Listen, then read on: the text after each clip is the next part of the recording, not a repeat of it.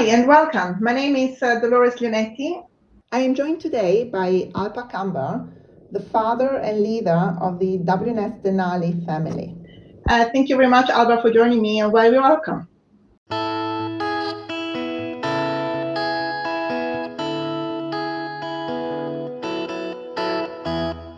Thank you, Dolores.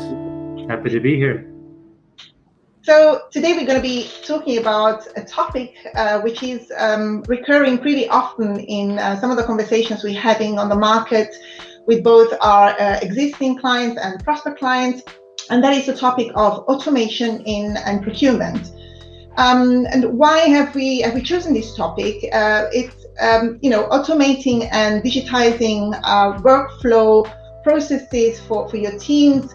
It's something that helps creating value for the business. It helps generating savings opportunities. It also helps streamlining some of the most complex processes. And so we have actually asked also the question in one of our most recent benchmark studies, where we actually find out that 50% of the respondents of our procurement leaders have said that they are very willing to invest in automation and in embarking in a digital journey. Nevertheless, we are seeing that there is still a poor decision making behind this area. So my first question to you, Alpar, would be why do you think that many organizations are not benefiting from the investment in this space, given the importance of the topic still? Yeah, that's a really good question, Dolores. I think, I recall the whole automation came to discussion probably 3-4 years ago, especially in procurement, as a lot of companies looked at their routine processes and try to leverage technology to automate some of the pieces of that, to make sure that human capital was not spent on processes that can be done by computers much efficiently and much effectively as well. And when I look at and think about procurement, for those of you who know the famous pyramid that we talk about, the nature of the work within procurement is a pyramid, right? It starts at the top. You have a strategic layer, which is really category management, direction setting, stakeholder engagement, overall business alignment. Then you have the middle piece of the pyramid, where it's really project-based work, running sourcing projects, putting and negotiating contracts in place, managing supplier performance. Now you have the bottom of the pyramid, which is really the transactional work. It deals with purchase orders, requisitions, POs, answering stakeholder questions, etc. And the volume of work also goes, proportionally, as the bottom of the pyramid is the high nature of the amount of transactions that you have to deal with. And in the middle layer, you have more projects, but it's discrete projects. There's a beginning and an end. And then the top piece is overall annual reviews and direction setting, decision making.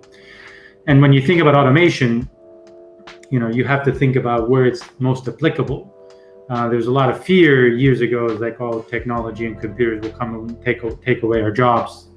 That's not true, obviously, because there's a lot of work to be done in procurement. We're far away from handing over the function to computers to run it. But certainly there are tasks, especially at the bottom of the pyramid, that is very conducive to automation, right? Taking requisitions from stakeholders, guiding them or channeling them to the right, purchase channel or purchase path, leveraging catalogs to automate some of the purchases, maybe addressing payment issues to be able to discover what went wrong.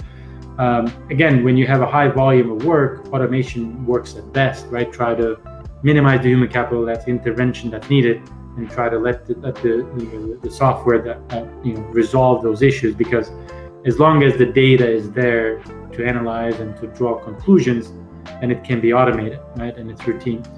Another area, especially in that bucket of transactional work, is when you have companies where have multiple systems.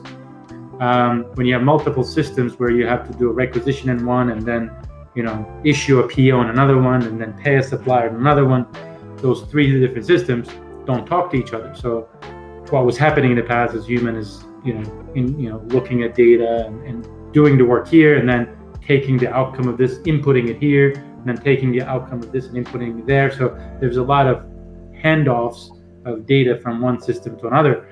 Automation obviously can help a lot and can bridge that. And we've done a number of these automations. But ultimately, the way I see automation is really a Band-Aid. It's really a Band-Aid for processes that doesn't work or is broken, or systems that don't talk to each other. If you have a common platform, if you have implemented one of the usual suspects in the market in terms of an end-to-end procurement platforms, and what they are, you don't need automation to that degree, because everything happens in one system and the data flows from one to the other.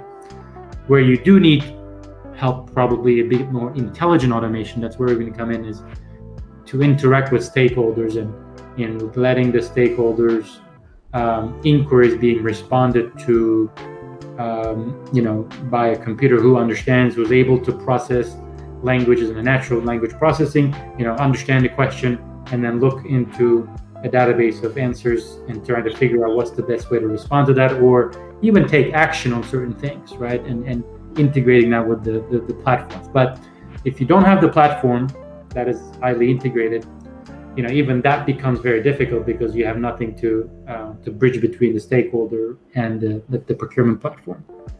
I don't know if that answers your question, but that's where I see the especially the last couple of years, the biggest progress in terms of automating processes. I have seen some tools come in, more intelligent, software that is try to automate what we call the tactical work, is like project-based sourcing work or contracting work. I think to a degree you can do that, but not entirely, because there's still a good level of human touch, change management, discovery, decision making that's involved, that is, given the current data and availability of data and uniformity of data, it's very difficult to do and to let a computer drive that. And I've seen those platforms struggle in its form today to make good progress and getting adopted widely across procurement functions.